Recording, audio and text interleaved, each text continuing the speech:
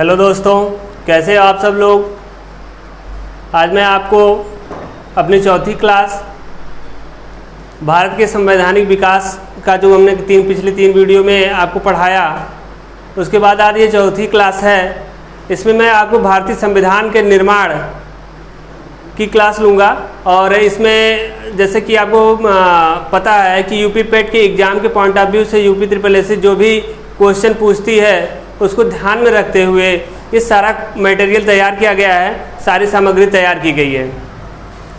आज मैं आपको माउंटबेटन योजना, जिसके आधार पर भारत का विभाजन किया गया और उसके बाद भारतीय संविधान का निर्माण बताऊंगा, जो एग्ज़ाम के पॉइंट ऑफ व्यू से बहुत ही महत्वपूर्ण है। तो इसको मैं शार्ट में समराइज करने के लिए ग्राफ के माध्यम से, जो कि अच्छा समझ में भी आएगा, और एक स्क्रीनशॉट अगर आप ले लेंगे तो एग्ज़ाम के ठीक पहले उसको रिवाइज करने में बहुत आसानी होगी।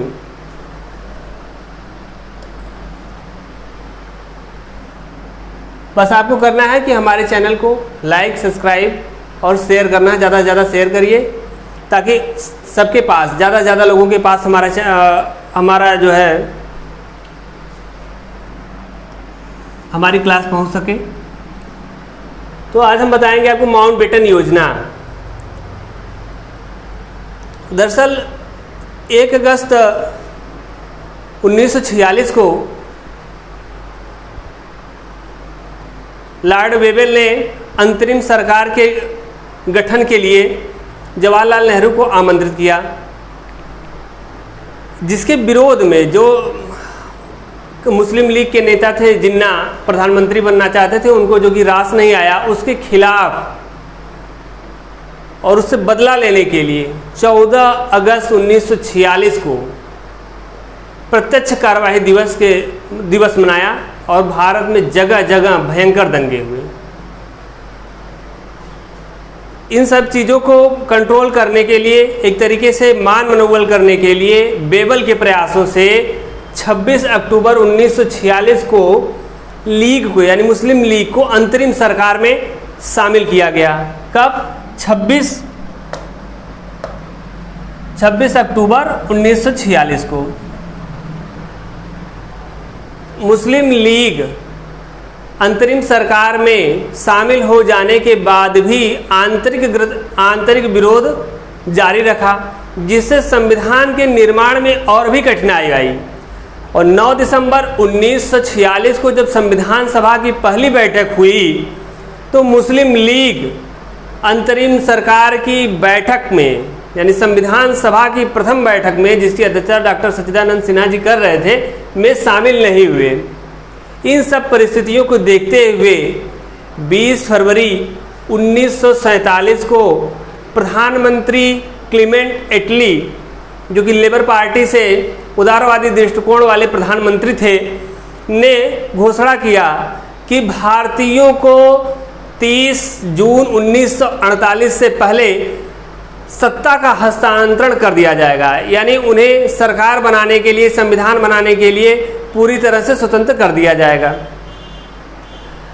फिर 24 मार्च 1947 को माउंटबेटन भारत का वायसराय बनकर आया और उसने तत्कालीन परिस्थितियों को देखते हुए घोषणा किया, 3 जून 1947 को भारत के विभाजन को स्वीकार किया और उसने कहा कि तत्काल भारत का विभाजन किया जाना चाहिए। इसके लिए 15 अगस्त 1947 की तिथि निर्धारित की गई।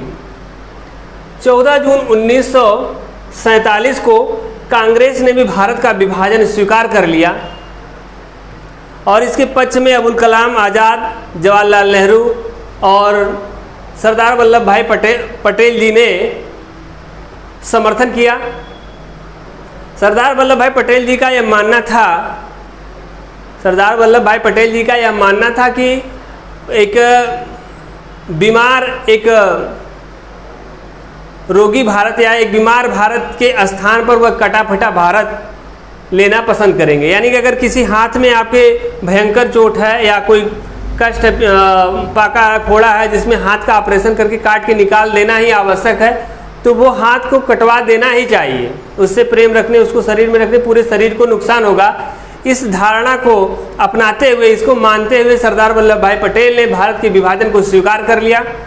महात्मा गांधी जो भारत के विभाजन से पूर्व कहते थे कि यदि भारत का विभाजन हुआ तो यह विभाजन हमारे लाशों के ऊपर होगा, यानी कि लोग एक देश से दूसरे देश में जो जाएंगे तो भारत महात्मा गांधी के ऊपर से ही जाएंगे। लेकिन तत्कालीन परिस्थितियों को देखते हुए महात्मा गांधी जी ने भी भारत विभाजन का बाद में समर्थन किया।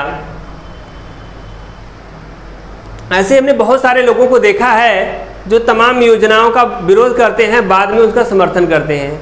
कुछ हमारे वयोवृद्ध राष्ट्रवादी आरएसएस नेता और बीजेपी नेता जैसे जोशी जी और अन्य लोगों ने जब टिहरी बांध बनाया जा रहा था तो उसमें उन्होंने कहा कि अगर टिहरी बांध बनाया गया तो इसका निर्माण तो मैं उसी बांध से कूदकर अपनी जान दे दूंगा। लेकिन बाद में जब टिहरी बांध बनाया गया, क्योंकि बाद में जब उनकी सरकार बनी तो उन्होंने आवश्यकता को समझा कि नहीं, ऊर्जा की अधिक आवश्यकता है, इस बांध को बना के बहुत बड़े क्षेत्र पे सिंचाई की जा सकती है। इन सब चीज़ों को ध्यान में रखते हुए वो उस बांध के निर्माण में शामिल हुए। उसी तरह महात्मा गांधी भी जब भारत विभाजन हुआ तो बाद में उसका समर्थन किया और लॉर्ड माउंटबेटन ने महात्मा गांधी को वन मैन बाउंड्री फोर्स की उपाधि प्रदान की।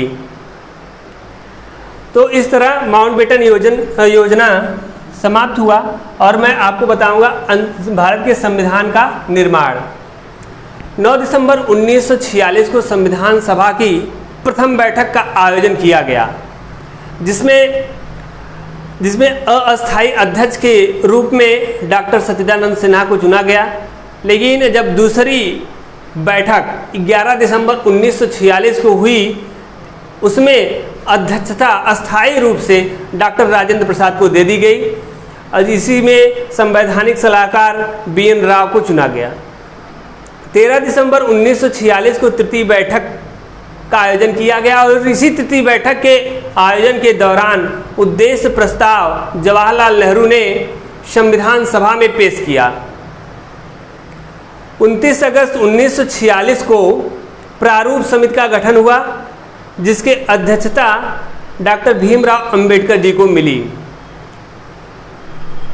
प्रारूप समिति पर कुल 3 वाचन हुए। इससे पहले मैं बता दूं आपको कि 13 दिसंबर 1946 की तृतीय बैठक में उद्देश्य प्रस्ताव पेश किया गया था। यह 22 जनवरी 1947 को बनकर उसको स्वीकृति मिली और प्रारूप समिति पर 3 वाचन हुए।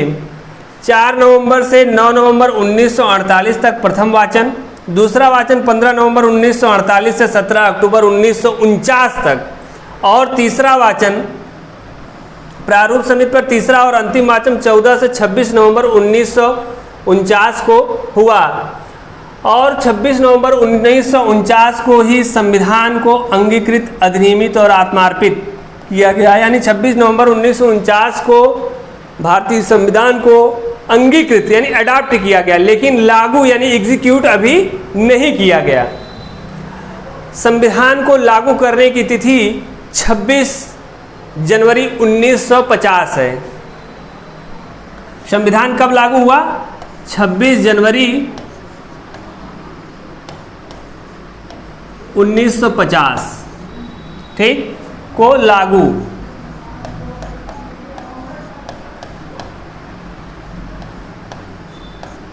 लागू हुआ।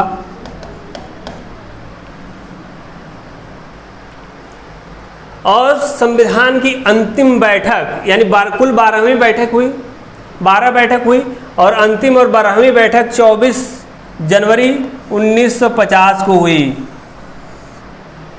इस तरह भारत के संवैधानिक विकास और संविधान के निर्माण की पूरी तरह से को समाप्त किया गया।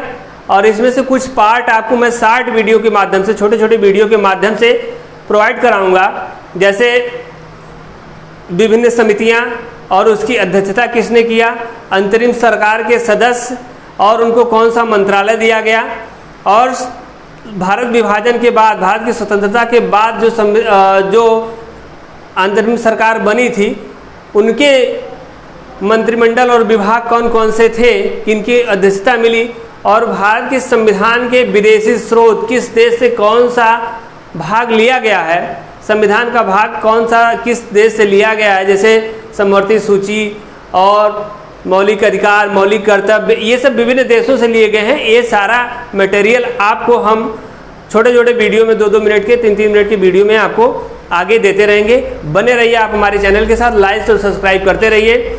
ये सारा मटेरियल यूपी SSSC एग्जाम के पॉइंट ऑफ व्यू से जितना क्वेश्चन आया उनको ध्यान में रखते सारा डाटा जुटाया जा रहा है, और यूपी टेट और सुपर टेट के लिए भी ये क्लास उतनी ही महत्वपूर्ण है जितनी पेट के लिए।